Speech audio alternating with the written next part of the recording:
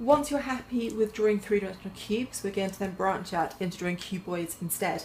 And this is why it's quite important to be able to draw a freehand cube, because obviously the ISO sketch draws a very set shape cube like this. It's much harder to use that to draw different size cuboids, but the technique is still the same.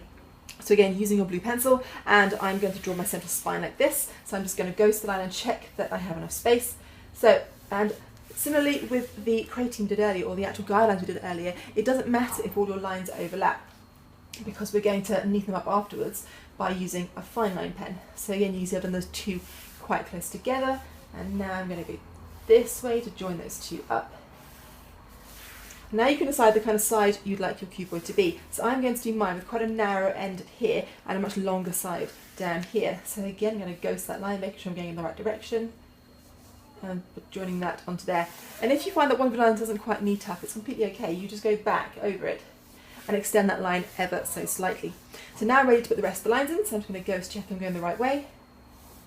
And again, turning the page, I'm going to go to that line, checking we're in the right direction.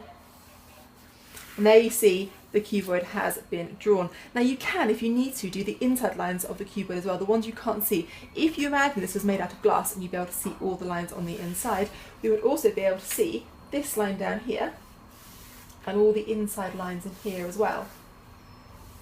So you see a completely see-through cube. What you're going to do now is you're going to add pen to the outside. You may remember doing this on the complex shapes where you had to add 0.8 for the outside lines and 0.3 for the inside lines. We're going to do the same technique here. The only difference is now that we have a three-dimensional shape, it's harder to tell what are inside lines and what are outside lines. So looking at our cube here, I'm looking at this one because the lines are darker, it's easy for you to see, although I'm going to do the lines on this cube here. If you imagine that you've got a small creature like a spider or a grasshopper or something standing on that top surface of your cuboid, and if that spider should walk forwards and walk over onto the next plane here, so walking forwards off that edge and onto this surface here, if you can still see him, then that line is an inside line because it's the inside of the shape, because as he walks he hasn't got over the edge or around the outside. So that means that this line here, or this line here, is going to be an inside line, and that means it is 0.3. So I'm going to do my 0.3 line just there. Similarly, if the spider walked from that plane to that plane, he would walk over the edge and you would still see him. So this line here is also an inside line, so I'm going to do that line across there. That's with my 0.3 pen.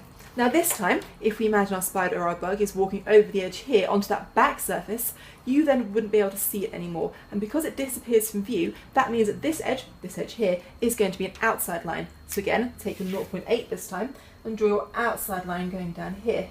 Again, it's quite difficult to see the difference, but there is a difference in thickness of line between thick and thin. And lastly, this edge here is also going to be an outside line because as it walks over the edge there, you aren't going to see it anymore.